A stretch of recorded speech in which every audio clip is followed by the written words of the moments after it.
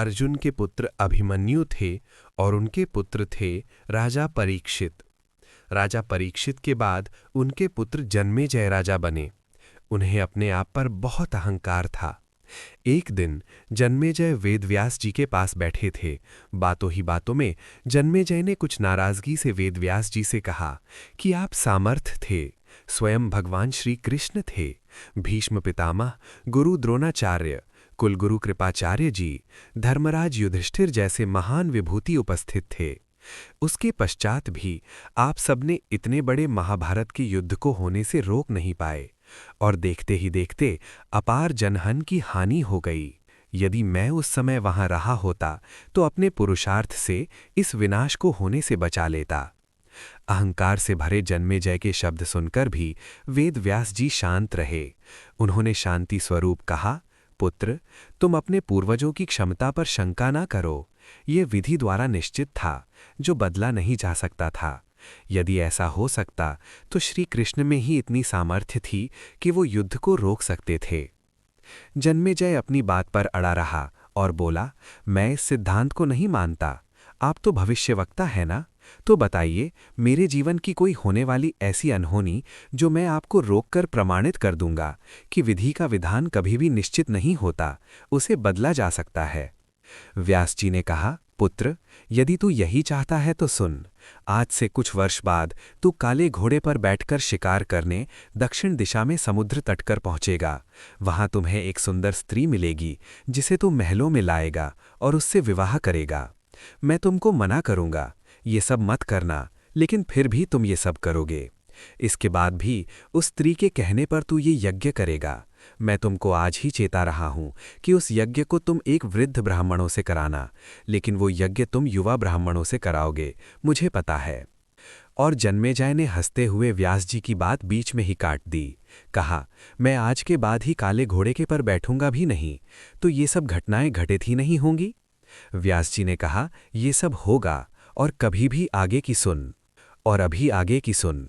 उस यज्ञ में एक ऐसी घटना घटित होगी कि तुम उस रानी के कहने पर उन युवा ब्राह्मणों को प्राण दंड दोगे, जिससे तुम्हें ब्रह्म हत्या का पाप लगेगा और तुम्हें कुष्ठ रोग हो जाएगा, और वही तेरी मृत्यु का कारण होगा। इस घटनाक्रम को रोक सको तो रोक लो। वेद व्यास जी की बात सुनकर जन्मेजय ने एहतियात बरतकर शिकार पर ही जाना ही छोड़ दिया, परंतु जब होनी का समय आया तो उसे शिकार पर जाने की बलवती इच्छा हो गई। उसने सोचा, काला घोड़ा नहीं लूंगा, पर उस दिन उसे अस्तबल में काला घोड़ा ही मिला। तब उसने सोचा कि मैं दक्षिण दिशा में नहीं जाऊंगा, परंतु घोड़ा अनियंत्रित होकर दक्षिण दिशा की ओर ही चला गया और समुद्र तट पर पहुंच गया। वहां पर उसने एक सुंदर स्त्री को देखा और उस पर मोहित हो गया। जन्मेजय ने सोचा कि इसे लेकर महल में तो जाऊंगा, लेकिन विवाह नहीं करूंगा, परंतु उसे महलों में लाने के बाद उसके प्यार में पड़कर उससे विवाह भी कर लिया। फिर रानी के कहने पर जन्मेजय द्वारा यज्ञ भी किया गया। उस यज्ञ में युवा ब्राह्मण ही रखे गए। किसी बात पर युवा ब्राह्मण रानी पर हंसने लगे। रानी क्रोधित हो गई और रानी के कहने पर राजा जन्मेजय ने उन्हें प्राणदंड की सजा दे दी। फलस्वरूप उसे कोढ़ हो गया। अब जन्मेजय घबरा गया और तुरंत व्यास जी के पास पहुंच गया और उनसे जीवन बचाने के लिए प्रार्थना करने लगा। वेद व्यास जी ने कहा कि एक अंतिम अवसर तेरे प्राण बचाने का और देता हूं। मैं तुझे महाभारत में हुई घटना का श्रवण कराऊंगा, जिसे तुझे श्रद्धा और विश्वास के साथ सुनना है। इससे तेरा कोढ़ मिट जाएगा। परंतु यदि किसी भी प्रसंग पर तूने अविश्वास किया तो मैं महाभारत का प्रसंग रोक दूंगा और फिर मैं भी तेरा जीवन नहीं बचा पाऊंगा। याद रखना, अब तेरे पास यही एक अंतिम अवसर है। अब तक जन्मेजय को व्यास जी की बातों पर पूरा विश्वास हो चुका था, इसीलिए वो पूरी श्रद्धा और विश्वास से कथा का श्रवण करने लगा। व्यास जी ने कथा आरंभ करी और जब भीम के बल के वो प्रसंग सुनाए जिसमें भीम ने हाथियों को सूंडों से पकड़कर उसे अंतरिक्ष में उछाला था, वे हाथी आज भी अंतरिक्ष में ही घूम रहे हैं, तब जन्मेजय अपने आप को रोक नहीं पाया और बोल उठा कि ये कैसे संभव हो सकता है, मैं नहीं मानता। व्यास जी ने महाभारत का प्रसंग रोक दिया और कहा कि पुत्र, मैंने तुम्हें कितना समझाया था कि अविश्वास मत करना, परंतु तुम अपने स्वभाव को नियंत्रित नहीं कर पाए, क्योंकि ये होनी द्वारा निश्चित था। फिर व्यास जी ने अपनी मंत्र शक्ति से आह्वान किया और वे हाथी पृथ्वी की आकर्षण शक्ति में आकर नीचे गिरने लगे। तब व्यास जी ने कहा, ये मेरी बात का प्रमाण है। जितनी मात्रा में जन्मेजय ने श्रद्धा विश्वास से कथा श्रवण की, उतनी मात्रा में वो कोढ़ रोग से मुक्त हो गया, परंतु एक बिंदु रह गया और वही उसकी मृत्यु का कारण बना।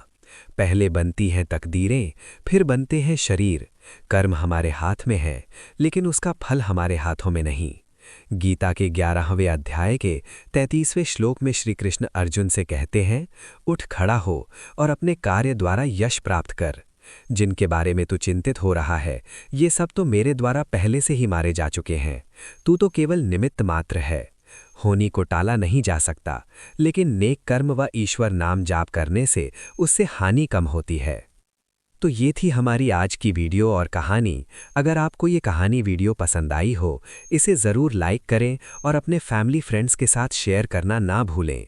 और कमेंट में जय श्री कृष्णा, जय श्री राम ज़रूर लिखें। धन्यवाद। जय श्री राधे कृष्णा, जय श्री राम।